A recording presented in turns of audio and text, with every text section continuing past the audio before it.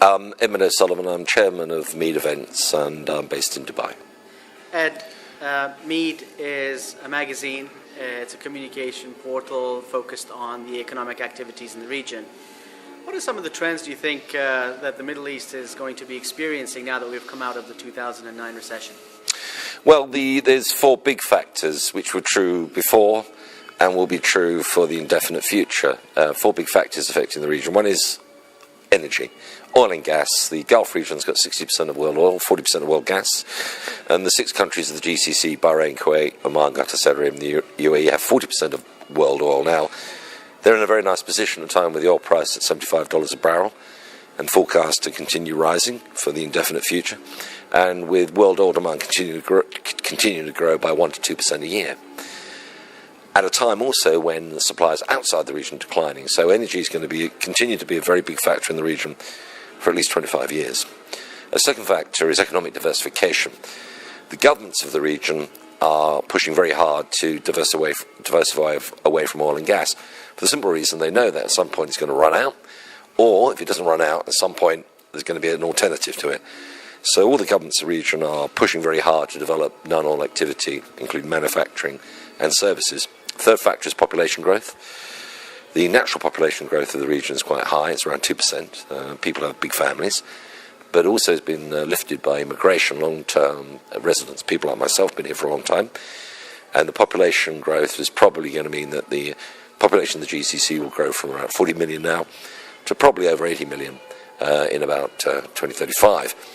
Now, the third factor is globalization, which I think is going to be the biggest issue. That's the fourth factor, is globalization. And the globalization matters for this region, and it will matter forever, is because if you look at the map, the Middle East is beautifully positioned around 7 hours flight from Europe, about 7 hours flight from the boom markets from Singapore. That means it's at the crossroads between the largest economy in the world, which is Europe, and the fastest growing economies in the world, China, and very close to India. And that means, in my opinion, that in 30 years' time, transport and logistics will be the biggest employer in this region, not oil and gas, because the need for ports, airports, both for the region and to connect the region with the rest of the world is so great. So those are 4 growth factors. Each one of them would be sufficient to give a growth impulse.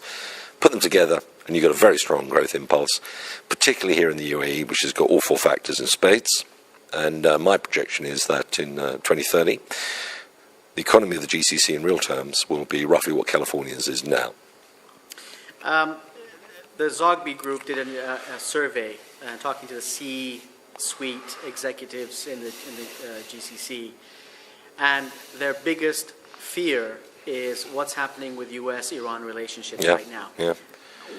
How do you see that being a threat to business activities in the region?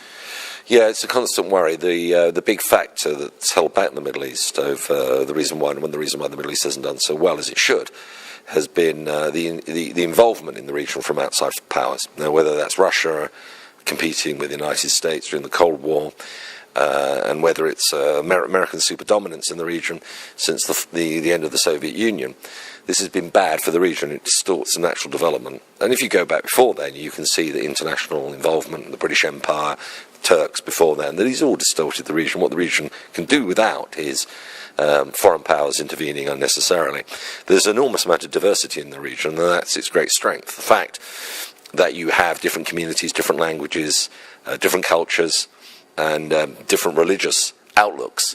This diversity is a potential source of strength. And although at times it can create conflict, it has got a natural tendency to move in a certain direction, I think, which in the end will people resolve their differences. So I think in the short term and in the long term, the best thing for everybody is people to recognise that the region needs to sort its own problems out, and it's got the capability of doing that. And I think that's beginning to be understood increasingly outside, that whatever people in America or London or Washington might think, that in the end, the decision about the future of the region is going to be determined by the people of the region, and they're going to have to work it out themselves. Final question, are you optimistic or worried about economic growth in the region? No, next year the GCC region will be the fastest growing region in the world in terms of cash flow.